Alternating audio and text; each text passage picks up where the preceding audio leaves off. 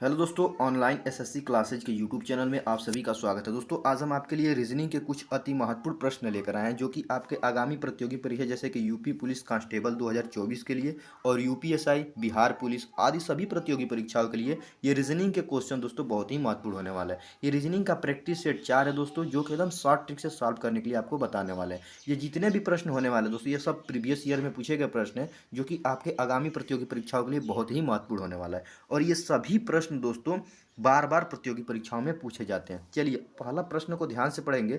प्रश्न क्या कह रहा है इसको पहले हम दोस्तों पढ़ेंगे। कह रहा है कि एक कोड भाषा में BLEND को ENHPG लिखा जाता है, उसी भाषा में WINNER विनर को कैसे लिखा जाएगा। ठीक, तो दोस्तों इस क्वेश्चन को कैसे लिखना है, सबसे पहले हम इस क्वेश्चन को समझेंगे कि यहाँ पे B के स्थान पर E, L के स्थान पर N, E के स्थान पर H और N के स्थान पर P और D के स्थान पर G किस मेथड से लिख रहा है और किस मेथड से रख रहा है। तो उसी प्रकार दोस्तों इस क्वेश्चन को सॉल्व करेंगे। तो सबसे पहले समझिए दोस्तों, यहाँ पे देखिए, यहाँ पे B है तो B में क्या किया हुआ है दोस्तों कि यहाँ पे E आ गया है। तो E कैसे आया है, तो देखिए B में क्या किया है, प्लस अगर 3 हम यहाँ पे ऐड कर दें, क्या कर दें +3। देखिए B के बाद आता है CDE, BCDE मतलब 3 इसमें जोड़े हैं तो हमको यहाँ पे E आ गया। उसी प्रकार L में क्या जोड़े कि हमको दोस्तों यहाँ पे N प्राप्त हो जाए, क्या प्राप्त हो जाए N। तो देखिए L में अगर 2 जोड़ दें, L के बाद आता है M और M के बाद आता है N, मतलब कि +2 इसमें जोड़ा हुआ है तो हमको N प्राप्त हो गया। उसी प्रकार यहाँ पे जो E है, E में हम क्या करें कि हमको H प्राप्त हो जाए, क्या प्राप्त हो जाए H। तो देखिए E में अगर हम +3 जोड़ दें, क्या कर दें प्लस हम 3 जोड़ दें तो E के बाद आता है F, F के बाद आता है G और G के बाद आता है H, जो कि हमको यहाँ पे H मिल गया ये वाला। उसी प्रकार यहाँ पे N के स्थान पर फिर देखेंगे कि हमको यहाँ पे P कैसे प्राप्त होगा, P कैसे प्राप्त होगा। तो N में दोस्तों हम क्या करेंगे, इसमें 2 जोड़ देंगे। N के बाद आता है दोस्तों O, O के बाद आता है P, तो हम यहाँ पे क्या किए हैं +2 किए हैं। उसी प्रकार यहाँ पे D के स्थान पर को G लिखना है, तो यहाँ पे G कैसे आएगा, तो इसमें हम क्या करेंगे, इसमें हम +3 कर देंगे। क्या करेंगे +3। देखिए D के बाद आता है E, E के बाद आता है F और F के बाद आता है G। तो देखिए सबसे पहले दोस्तों हम क्या किए हैं, पहले +3 किए हैं, फिर +2 किए हैं, फिर +3 किए हैं, +2 और +3 किए हैं। मतलब कि इसमें क्या किया है, पहले +3 जोड़ा है तो हमको यहाँ पे E प्राप्त हो गया है, फिर +2 जोड़ा है तो यहाँ पे N प्राप्त हो गया जो कि यहाँ पे लिखे हैं, फिर यहाँ पे +3 किया हुआ है तो हमको H प्राप्त हो गया जो कि यहाँ पे H लिखे हैं। उसी प्रकार यहाँ पे जो N है इसमें क्या किया है, +2 किया हुआ है तो हमको P प्राप्त हो गया जो कि ये वाला P है। उसी प्रकार इस D में क्या किया है, +3 किए हैं तो हमको G प्राप्त हो गया जो कि इसके लास्ट वाला G है। देखिए यहाँ पे ENHPG है, यहाँ पे भी देखिए ENHPG है जो कि यहाँ पे हमको प्राप्त हो गया। मतलब पहले +3 किए हैं, फिर +2 किए हैं, फिर +3 फिर +2 किए हैं तो हमको दोस्तों यहाँ पे इसका कोडिंग ये वाला हमको मिल गया। सेम उसी मेथड पे हम क्या करेंगे दोस्तों, यहाँ पे विनर को WINNER को हम क्या करेंगे, पहले +3 करेंगे फिर +2 करेंगे। तो यहाँ पे पहले हम +3 कर देते हैं। +3 करेंगे तो W में क्या जोड़ें कि हमको +3 जोड़ेंगे तो क्या आएगा, W के बाद आता है XYZ।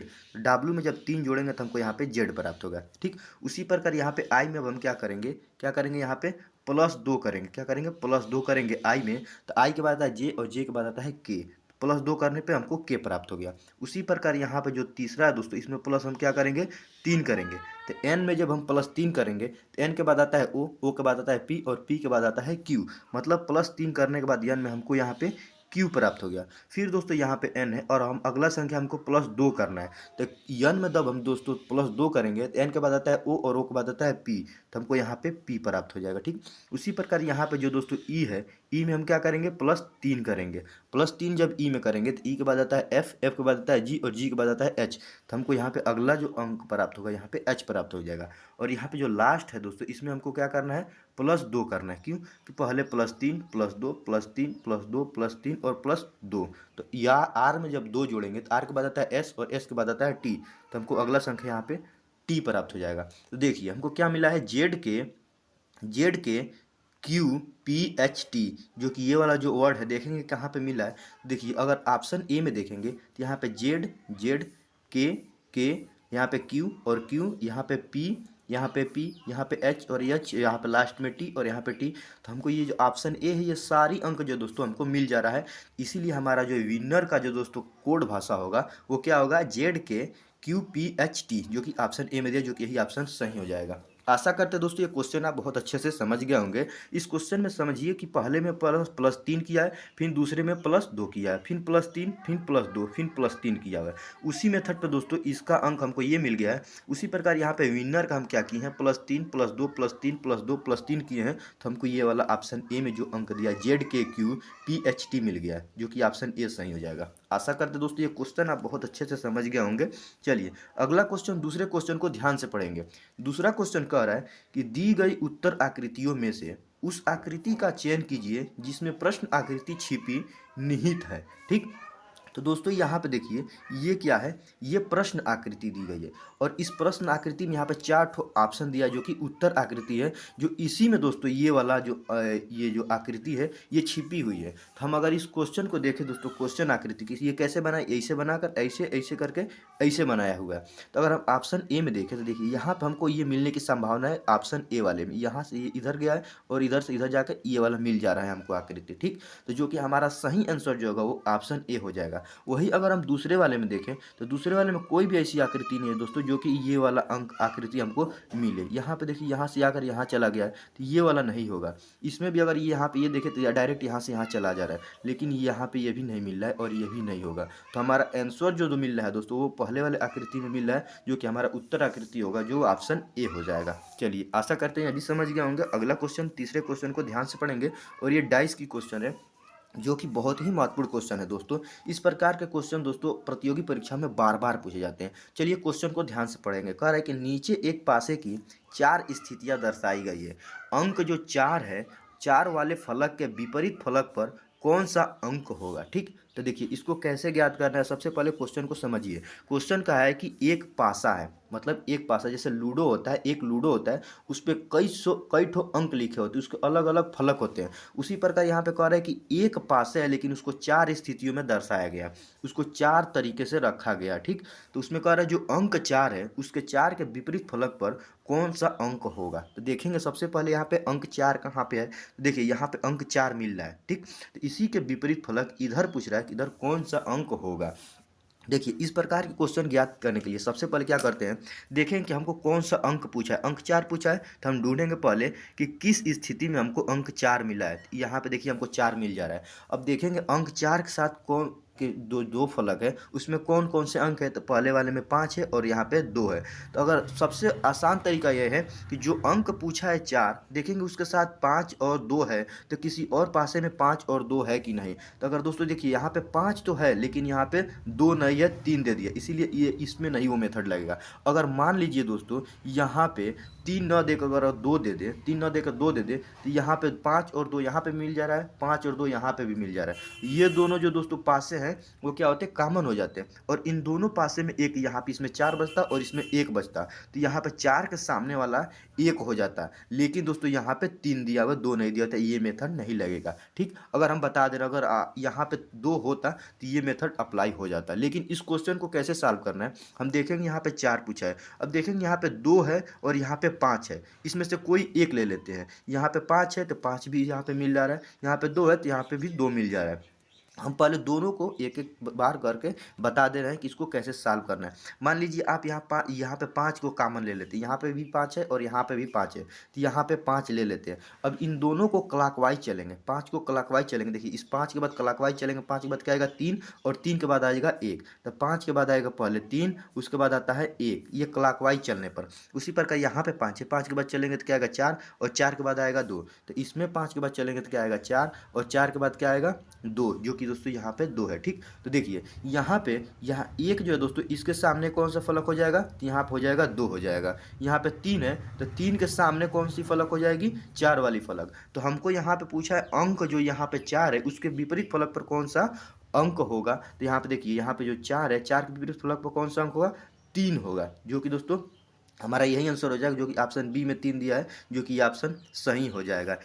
ठीक, चलिए अगला, अगर दोस्तों यहाँ पे मान लीजिए यहाँ पे 2 को कॉमन ले लेते हैं, यहाँ पे भी 2 है और यहाँ पे भी 2 है, तो यहाँ पे हम 2 को कॉमन ले लेते हैं। तो 2 को दोस्तों इसके क्लॉकवाइज चलेंगे तो 2 के बाद 6 और 6 के बाद 3 आएगा, तो 2 के बाद 6 सॉरी दोस्तों, यहाँ पे 2 के बाद 6 और 6 के बाद 3 आएगा। देखिए 6 और 3। उसी प्रकार यहाँ पे 2 है।